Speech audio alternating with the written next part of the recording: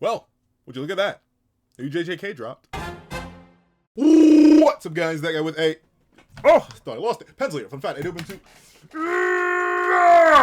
Have it on me and keep it on me at all times. Another fun fact. Chapters 1 and 2 of JJK Modulo. I heard it was Mojuro for the longest time, but of course that's because people are going off leaks and not actually what it was. It's actually JJK Modulo. Now, I'm not sure if that has any specific meaning in of itself. In fact, I should have looked it up before I started recording, but luckily enough, I have full access to this little thing called the internet, so I'm going to look up what Modulo means. So it's right now. Modulo, written... I see. But the funny thing is, at least from what I understand of the narrative so far, that doesn't make sense.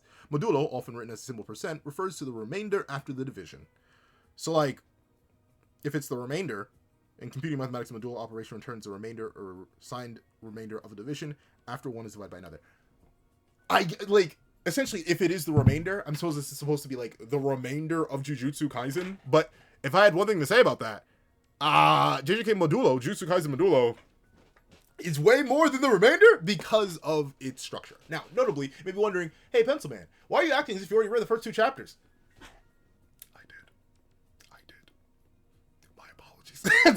Okay, I was on the internet. I was already spoiled about a whole bunch of stuff, and I'll admit I was away, and the chapters popped up, and then chapter 2 dropped. I just couldn't get into it, so I read it.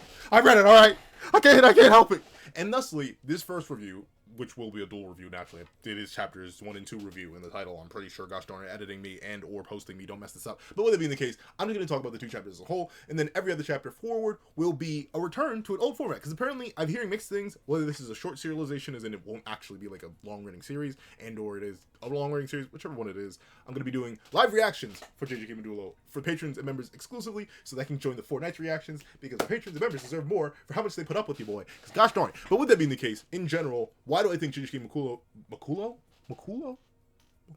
Why do I think JJK Modulo is a poor name? It's because it takes place 68, not 67, 68 years after the original series. And notably, I am mostly fine with it, mainly because I'm not exactly sure what kind of stories you could have told with the original cast that wouldn't have felt a bit out of place. And what do I mean by that? Ultimately, I mean that the story of Jujutsu Kaisen was the story of Jujutsu Kaisen, right? While giving Itadori a sequel series wouldn't have been impossible, it would have been difficult. Because, like, Sukuna was his antagonist, and he defeated Sukuna. Yuta, as a main character, again, which you can definitely argue he was kind of a main character, obviously in Zero, and then again in JJK itself, after he was reintroduced. I mean, it would have been possible, but who is he fighting? Like, that's the thing. Narratively, unless you go down the pure aliens route, and these are just completely new antagonists, and we sort of have to build from the ground up, it doesn't necessarily make sense to do a sequel series with the original main cast. It's why I'm mostly convinced that in every sequel series, the previous main cast isn't ever the main cast again. And the two that come to mind are Fortnite to the Apocalypse and Boruto, where ultimately the previous main cast is there. They're usually pretty relevant in some way, shape, or form, but they aren't the main focal point. It's a completely new cast. However, there's one thing I do have to give Modulo credit for, in comparison to those two other sequels. The previous main cast, at least seemingly from these first two chapters, is kind of dead. I've seen a lot of, like, theories and videos and fun ideas about, like, an old man Yuji, who either A, is still in his prime because he doesn't age at the same rate as everybody else because he's now mostly a death painting, or at least partially a death painting, and or B, he, what was the other reason? He's just old, but he's like old man Yuji, and he's like super strong and dangerous anyway. The only reason I'm super hesitant to believe that old man Yuji is like actually a thing is one, because it's never actually implied that death paintings age slower. The only reason that Choso was over like 150 years old was specifically because he was contained in a fetal form for all those years. He was only given an adult physical form. He essentially aged in his inner realm, right? Like that's why he showed up as physical adult, because he was put in a physical adult and incarnated that way. Nothing actually implies that Choso doesn't age or age slow. I think Yuji's gone, if that's the reasoning. And the other reasoning of Yuji not being an old man is because of what this guy in particular says in this moment right here that had a lot of people freaking and geeking and thinking that Yuji was as strong as Gojo, though ultimately I kind of didn't read it that way. There's so many things we need to talk about, which is why I wish I had some self-control and didn't read the chapters, because it would have been fun to go by bit. But then again, also a whole bunch of it was spoiled. I'm trying to dodge spoilers. If you're wondering if I'm going to do like the spoiler discussions, No. I know. I should, realistically. I did it for original JJK, obviously. I don't know. I just feel like it's more fun to, like, read and react to it properly. And with how the whole, like, naming controversy of Modulo and, like, all these different things that are already happening with the first 2 chapters alone, I'm like, I don't really want to deal with spoilers. I'm just gonna wait. I'm gonna be patient for once. And patient like I am with almost every other series. With that being the case, this statement right here is what has me believing that Yuji is also gone. I know you're familiar with the culling game that occurred 68 years ago, which prompted the signing of the treaty. Satoru Gojo and Yuji Tadori put a stop to it, but anyone as extraordinary as them nowadays in Japan. Which at least to me implies that both of them have passed away. Same thing with Megami. Not to a grade 57 curse. Don't get me wrong, I love Megami slander. I'm a big proponent of Megami slander, and I'll admit it's still late, but the amount, like, the number keeps getting lower every time I see it. I think that's the thing that every single time I see it, the number of cursed Megami supposedly died in a back alley to gets lower and lower. First, it was a grade 3 curse. Okay. Not reasonable, but we'll go with that. Then it was grade 4. Then it jumped to 7. Then it got into the double digits. And I've yet to see it hit the triple digits. I think most people have moved on from Megami because the other characters who are being considered frauds are the very aliens themselves. And we'll get into that in a second too. But ultimately, once again, just talking about Modulo structure as a sequel, it cutting us off from the entire original main cast, a bold choice, a very bold choice, but one I've at least come to respect, once again, because I think the narrative of a sequel series typically does include the main cast, and typically needs to write around them for the new cast. If I have one critique with Seven Deadly Sins sequel, Four Knights of the Apocalypse, and one critique with Boruto, Two Blue Vortex, and obviously Boruto Naruto Next Generations, it's that the original super powerful main characters that were still around and either stronger than they were before, or at the exact same strength, now need to either be ignored or just not talked about all too much, or written around in certain ways. And notably, that does lead to interesting narrative function and narrative writing. I'm not saying it's a 100% bad thing, but it's the common way of dealing with it, right? Like, you have a new cast we need to focus on, but hey, here's the old cast, they're still here for the nostalgia bait. Notably, we're probably still going to keep getting nostalgia bait. We're going to keep seeing Old Man Yuta. We see him in the first chapter and the second chapter. But I'm fine with completely disconnecting us. And that leads us in a completely interesting spot. So the new aliens coming down feels completely new with the new cast of characters who have ties to original cast of characters and at the same time are not original cast of characters. So overall, that's what I feel about just the structure of it as a sequel as a whole, it being completely disconnected. We're not completely disconnected, obviously the past still matters, but disconnected in a major way from the original Jujutsu Kaisen. For those main characters, I will still not talk about them just yet. I want to talk about the idea of aliens in general and them being here, being a major part of the plot, and ultimately how I feel about that. Because I've seen a whole lot of discourse about it. Some people really don't like it. Some people do like it. I'm more so on the do like it. And here's the thing. I like aliens in JJK Modulo in the same way that I like aliens in Dragon Ball to Dragon Ball Z.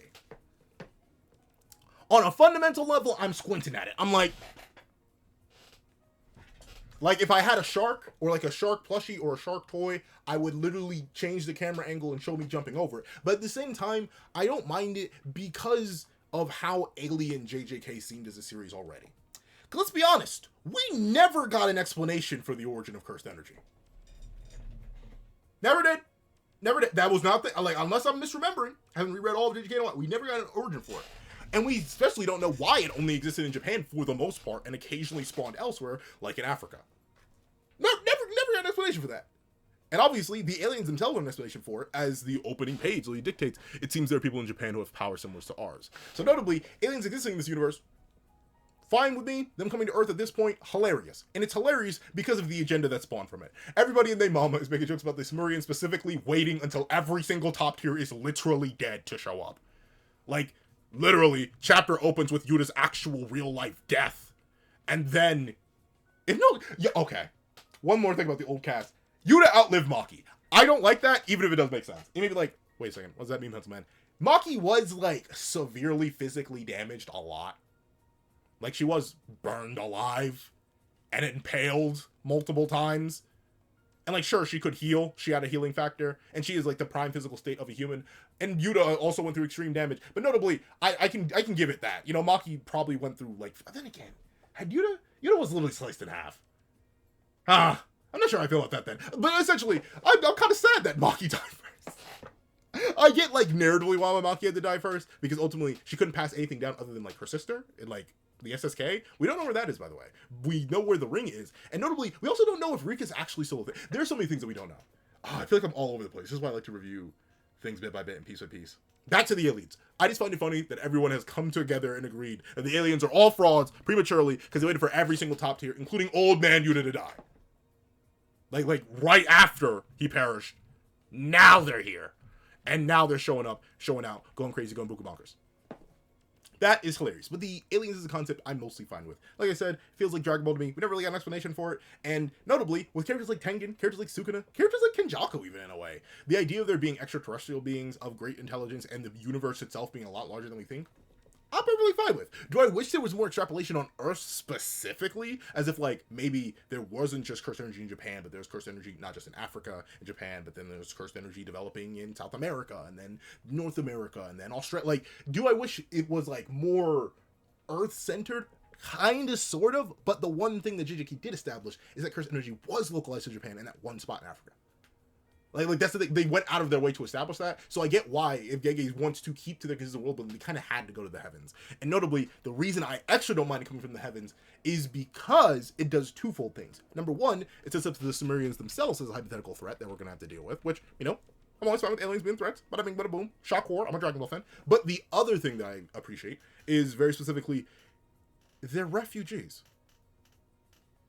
They need resources delivered to them from Earth. They aren't the strongest thing out there. There's something that they ran from, even with their extraterrestrial powers. Huh? And now, obviously, that's one interpretation. The other interpretation I've seen going around about the Sumerians is that they destroyed their own planet. And now they, you know, they live on this spaceship, and then they occasionally need to come down for supply. But regardless, either way, that's a new antagonist of some kind, and that's very, very interesting to me. Once again, I'm a guy who very much loves not knowing things. sounds stupid. This guy reviews anime manga. But like, legitimately, one of my favorite things in the narrative is when I have no idea what the narrative is. And that's one thing I'll give about these first two chapters. It lays down some groundwork. Clearly, there's supposed to be some sort of bonds forming between Sumerians and Jujutsu sorcerers. Bada bing, bada boom. That's the whole point of Maru being here with our main cast, and obviously our main cast being here with Maru. But, or Marulu Val Von Yelvalori. Yelvalori? I can't say his full name. But essentially, that's all fine. That's all cool. That's clearly the main plot. But setting up the idea that there are these either powers beyond our understanding and control, and they came from the stars, and they have nothing to do with our previous interactions and anything like that, that's good. And that's my opinion. That's how you set up a new story within an existing universe. And it's why, in my opinion, Toriyama also went to the heavens, and almost everyone goes to the heavens. If you look hard enough, somehow, well, to be fair, shonen always go two ways. Either they're gods or they're aliens. Sometimes there's both. Dragon Ball did both. Naruto kind of did both, but it just made the gods aliens and the aliens gods. So like, bada bing, bada boom. One Piece made gods. That's kicking around, and obviously Bleach were always death gods, so like they kind of have to go aliens. But then again, they're just going to the underworld. Supposedly the next arc that may be happening or may not. I don't know. I don't know what the deal is with the underworld arc in with Bleach. I don't know. I just haven't looked too deep into it. I'd love to review that too, but I'm not sure when that's dropping. The one-shot chapter came out like forever ago. I feel like it's been like 2 or 3 years since that dropped. But all that being the case, aliens being here, I like it. I'm fine with it. It's a new thing. It's a thing that implies other new things, and I like the designs. Notably, where is it? I spell. Wait one moment. Oh. Ah. I should not have dropped you that hard. You okay? Yeah. Okay. It's good. Come here. Ah. Yeah. Okay. You know how much I like the alien designs, even though they're just, you know, dudes with markings and extra eyes here and there? Except for the one guy who looks like Tengen. I'll get to that in a sec. But, you know how much I like them? I literally... Wait, it's better! It's better! I literally already made a Samurian OC. His name is Miuraka. This is him in his human disguise. Where is he? Where's this other one? Where are you? This is him in traditional garb. If you couldn't tell, he has something to do with that weird strong Sumerian we've seen. I'll talk about him in a second, too. I know the one who's supposedly on Sukuna's level. That's also like a weird translation thing. We'll get to that. But that's the thing. I really like the Sumerians as a concept. I think it's an interesting extrapolation. I think their abilities, or what little we've seen of them so far, are very unique. And I don't know, I just like the extra eyes. Oh, and I guess speaking of the extra eyes and the abilities and the appearance of the Sumerians, since I've already given my relatively positive opinion on their existence and what I think it means for the narrative and how I think it complements the idea of us having a completely new cast that have loose ties to our previous, just like the aliens have loose ties to the power system that's already established, let me talk about the art style. Because obviously, this is written by Gege Akutami, it is Jujutsu Kaisen Modulo, but the artist is not, in fact, Gege Akutami. The artist is Yuji Yuji Iwasaka. So, overall, in terms of sheer quality, it's like Iwasaka Sensei grabbed the nearest heavy object. Don't ask why it's the Master Sword in this case, and beat me over the head. In terms of just straight artistic quality, like how the images look, yes, unfortunately, this clears all of Jujutsu Kaisen, while very specifically still taking artistic notice from it. I very specifically note how the hard light and shadows are used in the manga very much remind me of how Gege does stuff. But the one critique I have so far, which I'm not sure will continue, it just really is based on how early we are into the manga serialization and the fact that we haven't gotten actually too many pieces of combat. I will admit I prefer Gege's combat direction a little bit more. I think while Iwasaka Sensei has better overall artistic quality, just based on the fights we've had so far, and by fight to me, like, literally this, and what? I don't think there really even was a fight in Chapter 2, it was just, like, implied fights. Yeah, there wasn't really much combat. Chapter 2 is very much a talking chapter. But essentially, let me look. Yeah, there's no combat. But essentially, I do miss some of Gege's more creative stuff, but at the same time, I'm not even gonna knock that on Iwasaka Sensei. I'm assuming this is because these are two babies, right? Like, we're with Yuka and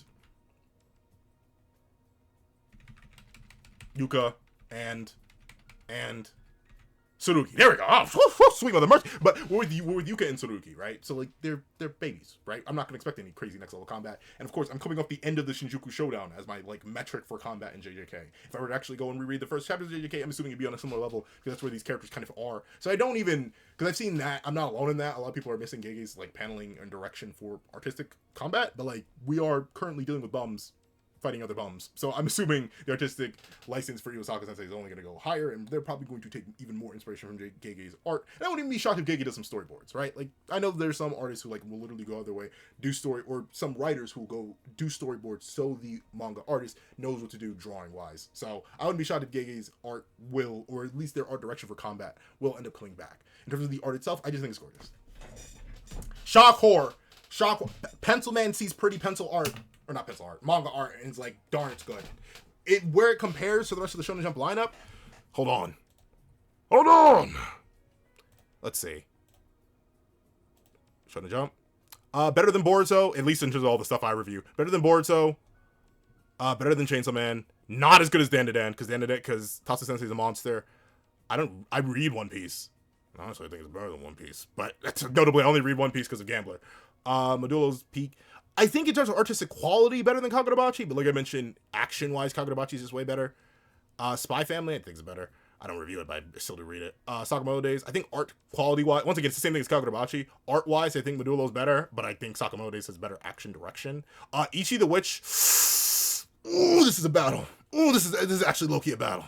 Because I really like how Medulo is drawn.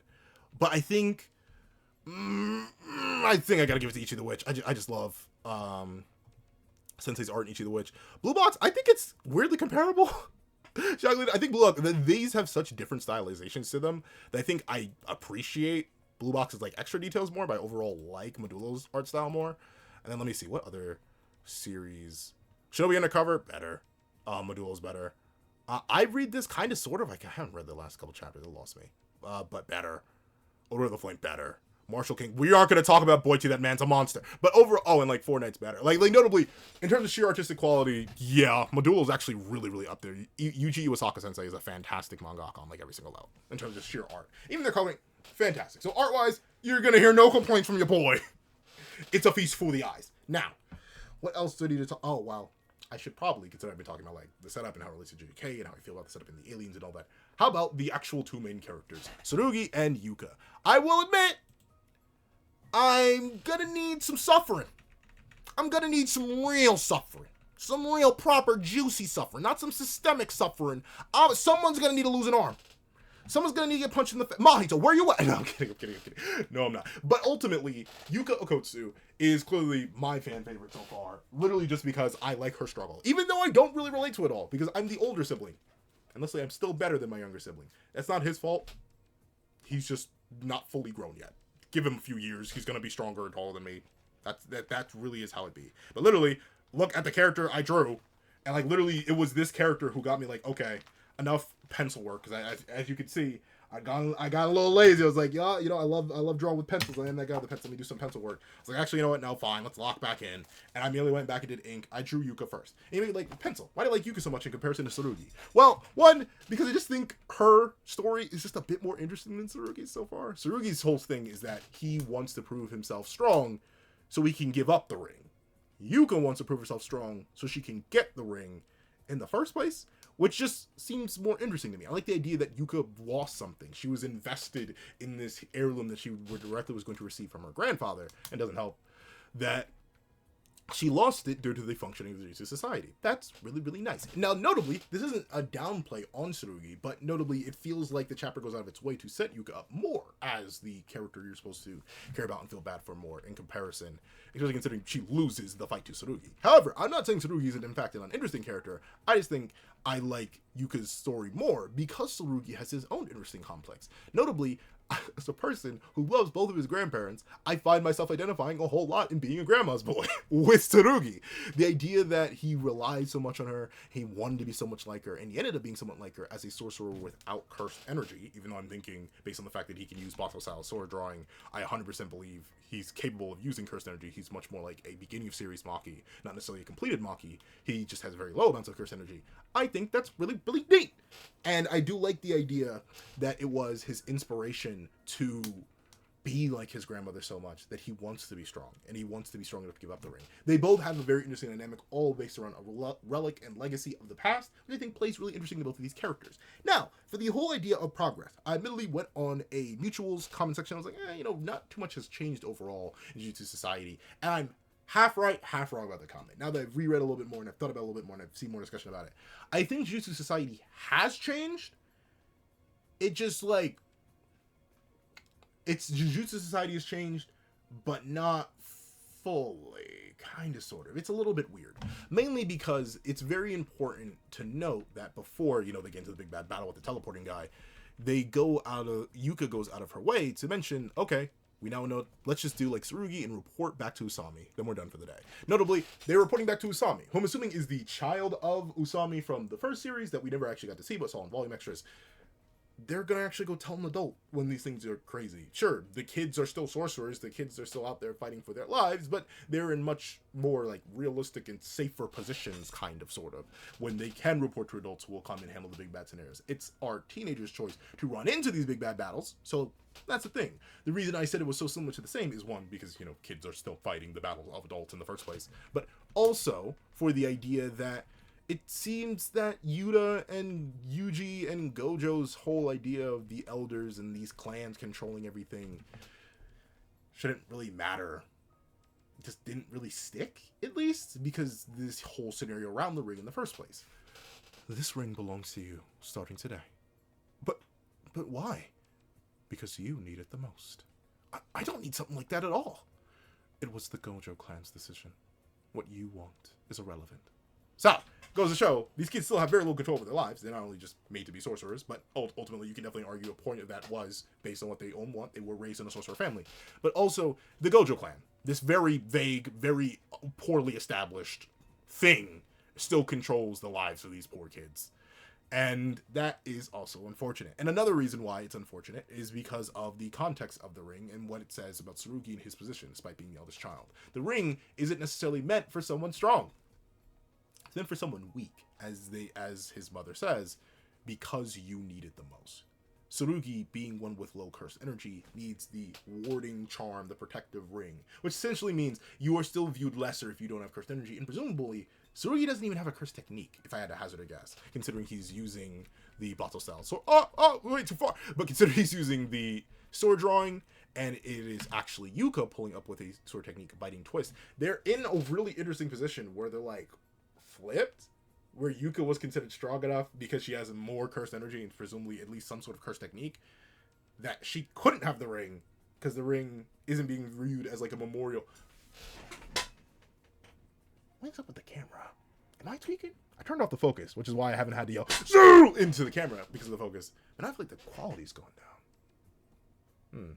I need to be tweaking though. I just need a cut. Maybe after I get a cut, it'll feel better. Maybe I have too many individual hair follicles to analyze right now. But with that being the case, Yuka is strong. She has a cursed technique. She's not as strong as her brother yet, But the reason she'll never get the ring, at least as it stands right now, is because one, she's society still being held up in the sense that those with lesser curse energy, no curse technique, are looked down upon, and two, because it's unlikely that Tsurugi will ever get more curse energy. He's probably going to have to go down the path of completion.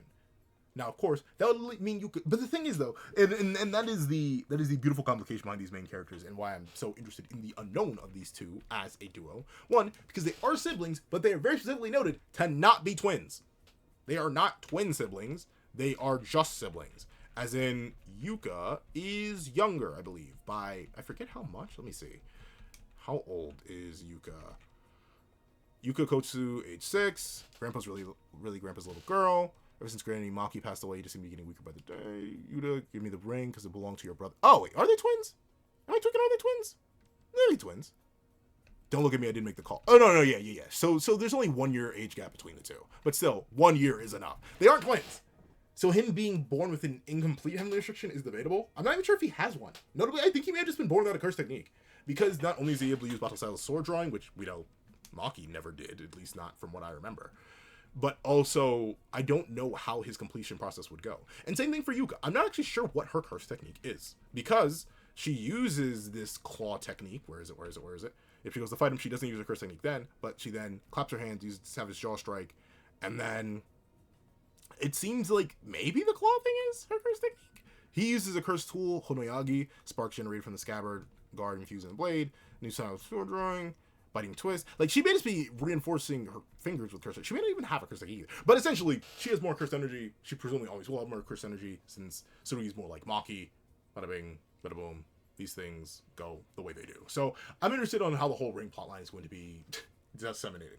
Another thing about like agenda and slander, I find it very funny that the ring got introduced as like, oh yeah, this is a thing you need if you're weak, which implied that Yuta was very weak and you need to rely on Rika. But in his defense, like, he made Rika, so like that was still technically Yuta. And I do really wonder, is that Rika Huss still like following around them? Like, will we see that make a cameo? Unironically, before it was revealed that, you know, like this was part of the guy's technique, I thought on first reading that these right here, if anything, were Rika's hands, until I realized, wait a second, that would have nothing to do with them, and they are completely different than what Rika's hands look like. But with it being the case, I do like the two main characters. I like their struggle. I like their dynamic. I'm very interested to see where it goes, though. Obviously, unlike Maki, Tsurugi doesn't have a direct path to completion, and I don't think Gege's gonna boom Yuka. Like he's mean, he's evil, and I do want these characters to suffer, but like, I don't see it. I don't see any vision, man. So like, I don't think either of them are gonna get boomed. So I'm very interested to see how Tsurugi's completion is going to go. Whether that be awakening curse technique, whether it be somehow losing all his curse energy, whether it be with something with the Samurians or Maru taking away his curse energy. Am I gonna become a complete heavenly restriction user? I don't know. Well, I want him to become completed, mainly so we can see SSK again, because it's been forever, and we don't have any note where that went. We know where Yuta's at least ring went, and we know his katanas were not special, but like, where's that entire arsenal? I hope Panda doesn't appear though, because he's the only one who could technically be alive. But of course, no one restored him, so I'm hoping he's just stuck in that shed forever. But another thing I do want to mention about the main characters is obviously Maru himself. He seems like a very nice guy. Very cool kid, very cool cat, and I do like his mentality. He wants to bond with the sorcerers, he wants to make connections. And very specifically, I've already seen a whole bunch of people ship him with Yuka. I have no idea how old Maru is though, so I'm gonna wait on that. Could be weird. Could be very weird. But with it being the case, Maru's a real cool cat. He clearly wants to bond, he wants to connect, but he doesn't know all that much. He very much is like, I guess he is kind of just like us in a weird way. He's like a reader insert. Kind of, sort of, in the sense that he has a whole bunch of influence over the narrative naturally, but doesn't actually fully understand the narrative. He didn't get curse techniques. He didn't know about sorcery. He didn't know about curse users. He didn't know about any of that. He's very non-introduced to the world. But, of course, he has a whole bunch of power by wielding his third eye. Now, what his curse technique is, or whatever the Samurians are going to end up calling their abilities, I don't know. But it's just by the opening of this that he immediately knocked out this teleporter guy who was going crazy. So, I don't know, some type of dominion. Maybe he just released curse energy from his dome and then launched it out, or released curse energy from the third eye and launched it out. I don't know. But notably, once again, like I said, weirdly enough, I'm a guy who doesn't like to know things. So I'm excited to find out more and more and more about Maru. Maru's struggle as a character is also interesting, though, considering it seems like, obviously, JJK Modulo is going to be heavily focused on the theme of family. Considering, you know, we are following two siblings, which was not the case at all in JJK. Even Maki's dynamic with Mai was rather underdeveloped, even if it did end up in a very interesting way. But we're following two siblings as our main characters, along with a third guy who also is a sibling, who has his sibling here. And one thing I do want to throw out real quick, even though, like I said, I'm not traditionally reviewing these chapters, I kind of just give my general thoughts on the series in these first two chapters. I do obviously know, or at least I not know, but because I've gotten enough extended time with these two, I think this right here is Maru, but Cross is the one who Tsurugi ran into here. You can tell by their facial markings, right? And obviously, the fact that Cross isn't covering his eye bands. They do wear very similar attire, but naturally, I'm not surprised they wear very similar attire. The main thing I note is if you'll look, Cross's markings match, or what is called Maru here, his markings match Cross's. Let me see them. Yeah, this is Cross's marking right here. You see it replicated right here. Except the dot is a little bit further. No, the dot's in the exact same spot. Meanwhile, Maru has like the double line, and his one does a back spiral here.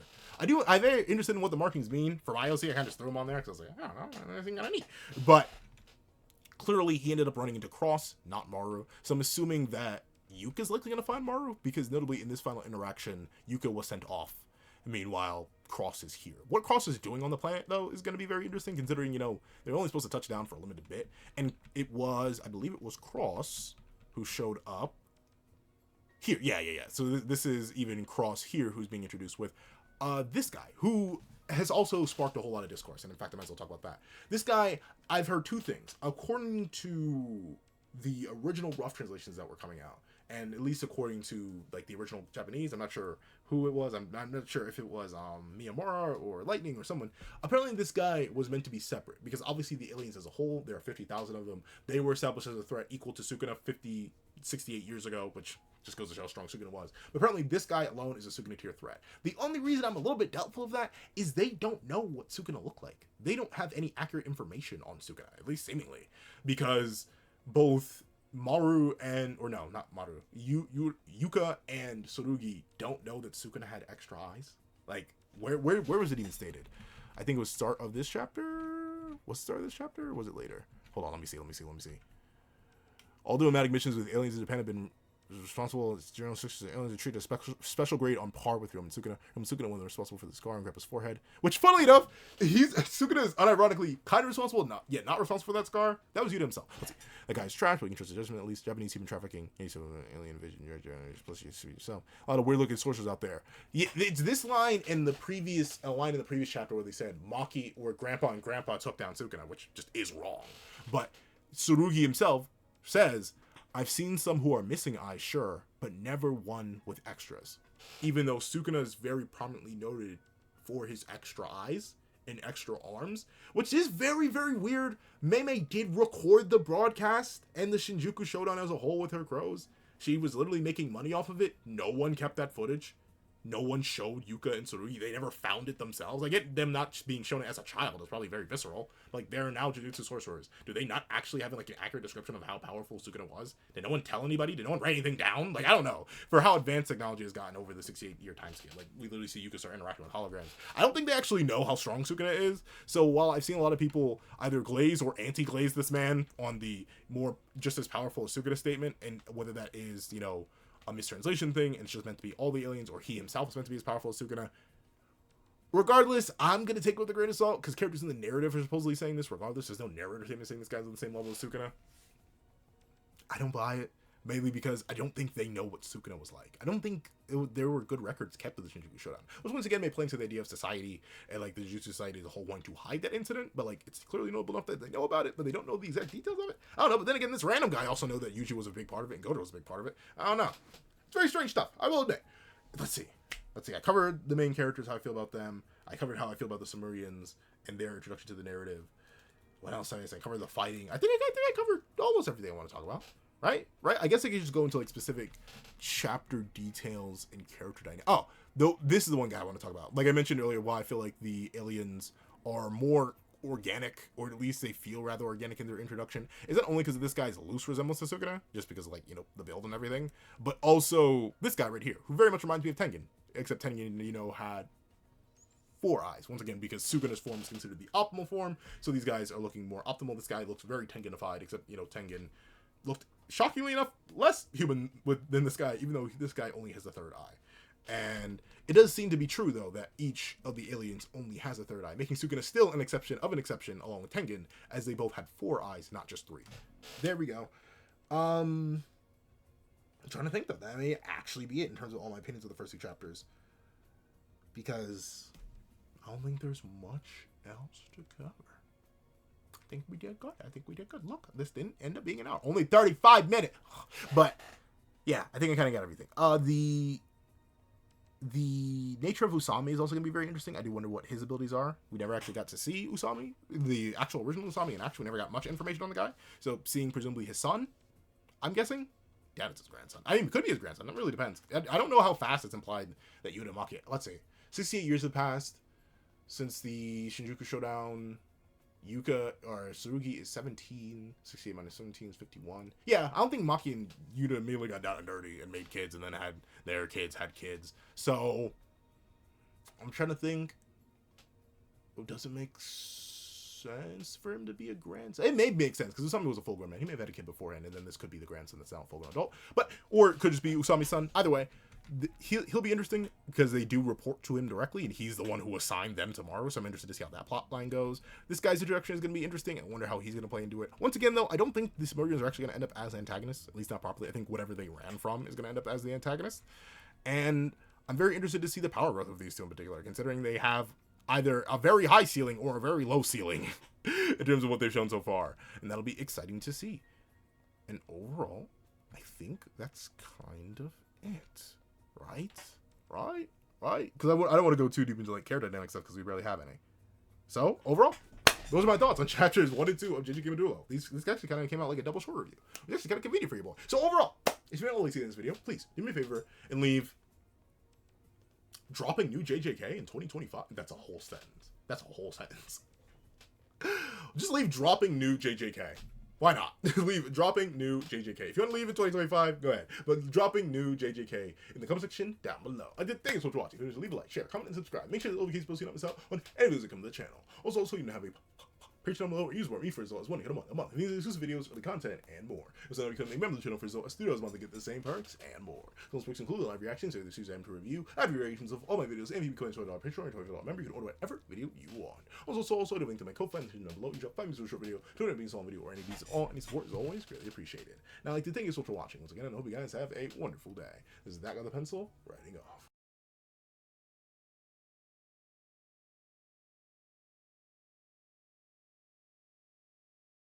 I'd like to give a thank you to our sketch tier members: Eternal Flame, Red Wolf 4765, Astro, Glacier XZ, Zera, Brandon Payne, J2MA, Guillaume, Buddha Ura, Alex Kenny, Enzo, Swift Strike, Autumn Mornings Lazo, Super Flame Zero, Yuki Ally, Azo2404, and G Prosper. And I'd like to give a thank you to our line art tier patrons: Victor Raji, Sean, Midnight Lord 21, Kevin Encarnacion, Dreads Owen, and A+A. I'd like to give a big old thank you to our Ink tier members: Austin Wimberly, Euchia, and Shrimpo the Shrimp. And I'd like to give a thank you to our digital art tier members: Jay Warrior and AZ Void. And I'd like to give a final thank you to our colored art tier patrons: Waki Munoz and Waki Munoz.